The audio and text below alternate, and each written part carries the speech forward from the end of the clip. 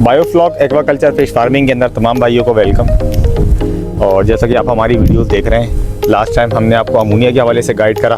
उससे पहले जो हमारी वीडियो आई अमोनिया से पहले, वो थी हमारी ग्रेडिंग के हवाले से। लास्ट टाइम जो वीडियो आई है वो अमोनिया के हवाले से थी। अमोनिया के हवाले से हमने आपको गाइड करा कि जब हमारे फिश टैंक के अंदर अमोनिया बढ़ जाता है तो उसको हम किस तरीके से कंट्रोल करते हैं। और आज का जो हमारा वीलॉग है वो फीड के बारे में है।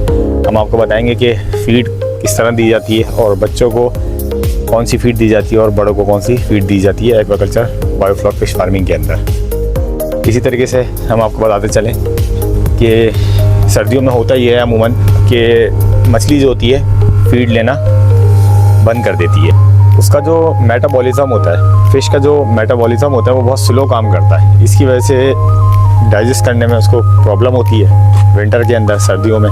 तो बायोफ्लॉक एक्वाकल्चर फिश फार्मिंग हो या तालाब में हो, तो मेटाबॉलिज़्म स्लो होने की वजह से फ़िश जो है फ़ीड लेना कम कर देती है। अभी आप देख रहे होंगे जिस तरीके से सरफेस के ऊपर फ़ीड पड़ी हुई है, ये देखें फ़ीड नहीं ले रही। एक तो वेदर आप देखें, सूरज बिल्कुल नहीं है और मौसम बहुत ठंडा है। ये एक बहुत बड़ा रीज़न है जिसकी वजह से फ़िश जो है हमारी फ़ीड छोड़ देती है। और एक्चुअली होता यही है, मेटाबॉलिज़्म इसका बहुत स्लो हो जाता है और मेटाबॉलिज़्म स्लो होने की वजह से ये फ़ीड जो है नहीं लेती। इसी वजह से फ़िश जो है ज़्यादातर सरफेस पे नहीं बॉटम पे रहती है। बॉटम पे रहने की उसकी वजह यही होती है कि पानी का जो टेम्परेचर है बॉटम का बहुत कंट्रोल होता है, काफ़ी कंट्रोल होता है, बहुत तो नहीं कहूँगा, काफ़ी कंट्रोल होता है। लेकिन टेम्परेचर जो सरफेस का है वो बहुत ज़्यादा ठंडा रहता है सर्दियों के अंदर। क्योंकि अभी जैसे कि मैं आपको हाथ डाल के दिखाऊँ, ये पानी के अंदर आप देखें बहुत ज़्यादा मुझे ठंडा फील हो रहा है। तो अभी मैं टेम्परेचर से मीटर से भी चेक करता हूँ कि पानी का क्या आ रहा है, मैं आपको ये भी दिखाता हूँ। और ये एक बहुत बड़ा रीज़न होता है कि फ़िश का फ़ीड ना लेना। ये कोई बीमारी नहीं होती, ये कोई डिजीज़ नहीं है, मेटाबॉलिज़्म स्लो होने की वजह से फ़िश जो है फ़ीड नहीं लेती है अपना। और ये सिर्फ बंगासियस में नहीं, तलापिया में आप चले जाएं, आप किसी भी स्पीशीज़ में आप देखेंगे, चाहे वो तालाब में गुलफाम हो या वो रहू हो, जो भी फ़िश हो वो फ़ीड स्लो लेती है, सिर्फ मेटाबॉलिज़्म स्लो हो जाने की वजह से। सर्दियों के अंदर अमूमन ये भी बहुत प्रॉब्लम आता है ऑक्सीजन का, DO बहुत लो हो जाता है। डिज़ोल्व ऑक्सीजन हमारी प्रॉपर होनी चाहिए सर्दियों के अंदर, ताकि जो है हमारी फ़िशेस ज़्यादा स्ट्रेस में रह जाए और उनको मुंह खोल के सांस लेने की ज़रूरत ना हो ऊपर आके।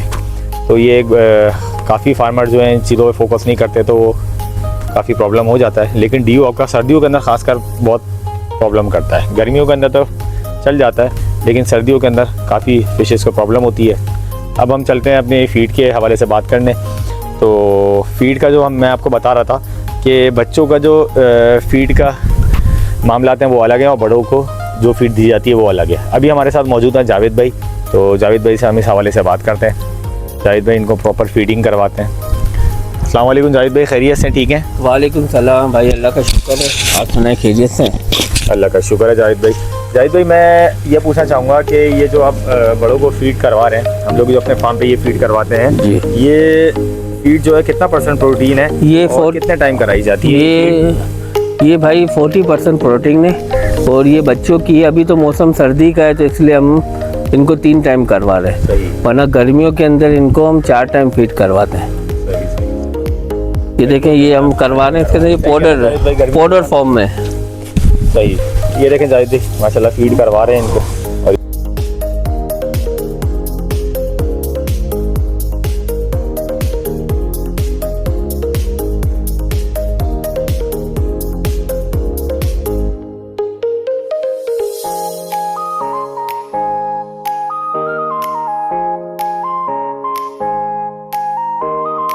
अभी आपने देखा कि जिस तरीके से हमने अपने बच्चों के टैंक में फ़ीड करवाई इस टैंक में, और जैसा कि जावेद भाई ने बताया कि हम अपने फार्म के अंदर जो है 3 से 4 टाइम फ़ीड करवाते हैं। और सर्दियों के अंदर ये होता है कि 3 टाइम फ़ीड हो जाती है, गर्मियों के अंदर 4 टाइम करवाते हैं हम छोटे बच्चों को। इसी तरीके से हम बड़ों को जो फ़ीड देते हैं वो जैसा कि मैंने आपको बताया कि फ़ीड लेना ये स्लो कर देती हैं। उसकी वजह ये होता है इनका मेटाबॉलिज़्म जो होता है वो स्लो हो जाता है। इसका मतलब ये नहीं होता कि ये बीमार हैं या फिर कोई ऐसा मामला है। होता ये है कि इनका जो निज़ाम हाज़मा कहूँगा मैं, डाइजेस्टिव सिस्टम जो है, निज़ाम हाज़मा जो है इनका काफ़ी स्लो हो जाता है। तो मेटाबॉलिज़्म स्लो होने की वजह से ये काफ़ी बॉटम में रहना पसंद करती हैं। जावेद भाई हम जो है ये बड़ों को कौन सी फीड कराते हैं? ये 2 mm की फीड है, ये सही। जो बड़ों को कराते हैं, तो ये 30% प्रोटीन है। अच्छा, ये 30% प्रोटीन हम बड़ों को देते हैं। ये आप देख सकते हैं, ये 2 mm फीड है। ये हम जो है बड़े टैंकों में हम अपने डालते हैं ये फीड, ताकि जो है फिश जो है आसानी से ये इसकी फीड कर सके। बच्चों को हम नहीं डाल सकते क्योंकि बच्चे जो हैं ये फीड नहीं ले पाते हैं। उसका रीज़न यही है कि वो छोटे होते हैं और उनको फीड करने में काफ़ी प्रॉब्लम होती है इस फीड में। तो होता ही है, इसलिए उनको आपने लास्ट टाइम देखा कि आप नीचे भी देख रहे होंगे, वीडियो चल रही है, तो बच्चों को पाउडर फीड कराई जाती है। तो जावेद भाई, ये हम दिन में कितनी दफ़ा इनको फीड करवाते हैं, ज़रा बताइएगा हम अपने फार्म पे। यार सर्दियों के अंदर तो हम इनको 2 टाइम करवा रहे हैं, क्योंकि सर्दियों में फीड कम लेता है, माल नीचे होता है ज़्यादा, सर पानी ठंडा होने की वजह से। और गर्मियों के अंदर इनको हम करवाते हैं 3 टाइम फीड। और सर्दियों में क्वांटिटी भी कम कर देते हैं हम फीड की, तकरीबन हम 30% रेशो कम कर देते हैं फीड का। सही है। और गर्मियों के अंदर ज़्यादा होता है एवरेज।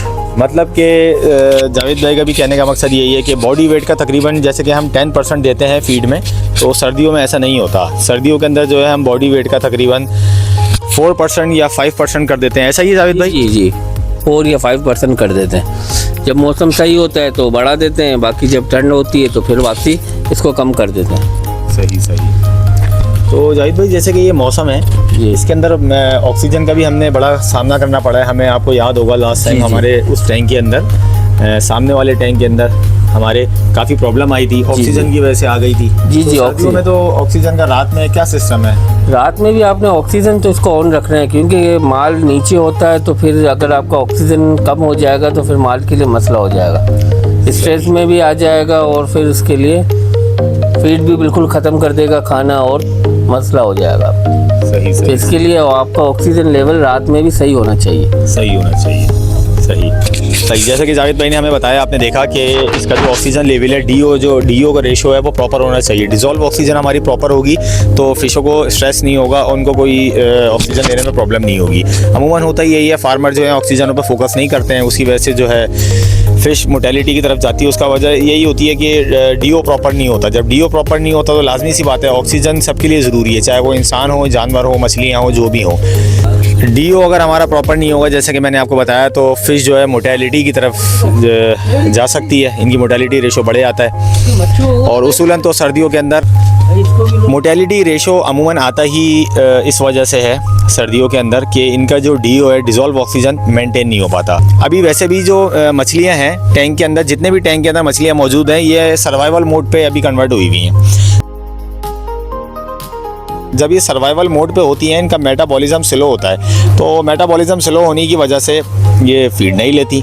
तो हमें भी चाहिए कि हम अपने टैंक के अंदर जो है फीड एक्स्ट्रा ना दें, ज़्यादा भर भर के फीड ना दें। जैसा कि हम गर्मियों के अंदर अगर हम बॉडी वेट के 10% के हिसाब से फीड दे रहे हैं, तो अभी हमें चाहिए सर्दियों के अंदर बॉडी वेट का 2% या 3% दें। इस मौसम के अंदर आप खास कर देख रहे होंगे कि सूरज बिल्कुल भी नहीं है और इस वक्त सर्दी काफ़ी है। आज का वीडियो का टॉपिक हमारा यही था कि फीड के हवाले से हम आपको गाइड करें, जैसे कि हमने आपको गाइड करा। अभी तक के लिए इतना ही, फिर मिलेंगे एक नए टॉपिक और नई वीडियो के साथ। अपना और अपने इस चैनल का खास ख्याल रखें। अल्लाह हाफिज़।